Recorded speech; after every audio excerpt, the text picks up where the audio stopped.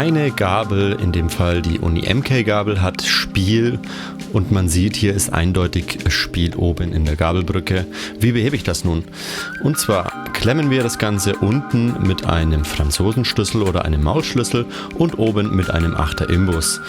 Kontern das Ganze und ziehen nun ausreichend fest.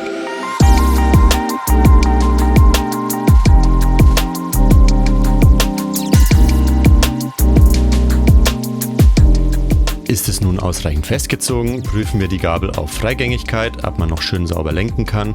Falls nicht, einfach nochmal anlegen und oben eine halbe Umdrehung oder Umdrehung lösen. Unten beim Ansetzen mit dem Maulschlüssel oder dem Franzosen natürlich darauf achten, keine Kratzer zu verursachen und vor allem, dass man sauber sitzt und nicht abrutscht. Außerdem, der Flansch des Kopflagerbolzens muss sauber auf der unteren Gabelbrücke aufliegen.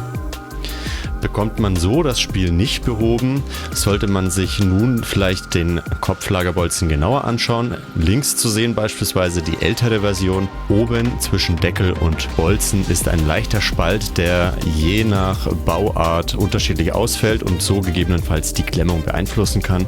Rechts die neuere Version, die in dem Fall deutlich sauberer anliegt und eine vernünftige, saubere Klemmung garantiert.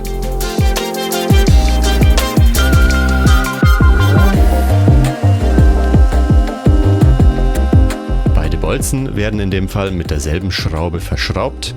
Hier nochmal sichtbar, dass man den Bolzen sauber einfädelt in beide Gabelbrückenöffnungen. Falls sich da minimal was verhakt, kann man natürlich auch vorsichtig mit einem Gummihammer arbeiten. Hier aber bitte Vorsicht walten lassen, damit man sich nichts beschädigt oder verkantet. Oben bei demontiertem Deckel sieht man dann eindeutig, ob der Bolzen sauber eingefädelt ist, sprich auch durch die obere Gabelbrücke durchgeht. Ist das der Fall, das Ganze schön sauber halten und die Schraube ansetzen und reindrehen und dann, wie vorhin gezeigt, mit Maulschlüssel und Imbusschlüssel festziehen. Wir merken nun, alles sauber, alles fest, kein Spiel, passt, wackelt und hat Luft.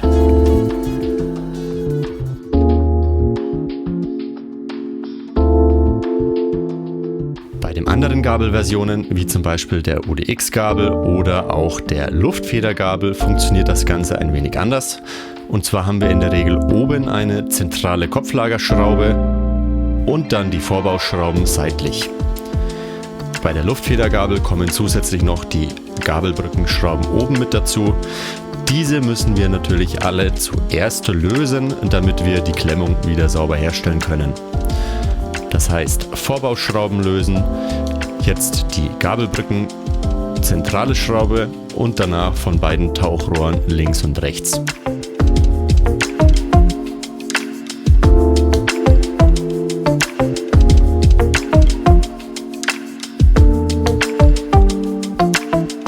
Haben wir alle Schrauben leicht gelöst, können wir nun mit der zentralen Kopflagerschraube weiterverfahren.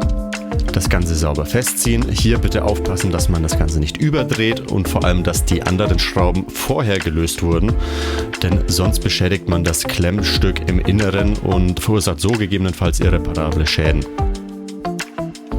Besteht nun vernünftige Klemmung, können wir zuerst nun diese Klemmung sichern, indem wir die Gabelbrückenschrauben wieder festziehen. Und im Anschluss die Vorbauschrauben. Bei der UDX-Gabel fallen die Gabelbrückenschrauben weg. Dort haben wir nämlich lediglich die zentrale Kopflagerschraube sowie die Vorbauschrauben. Zuletzt noch ausrichten, zentrieren und final festziehen.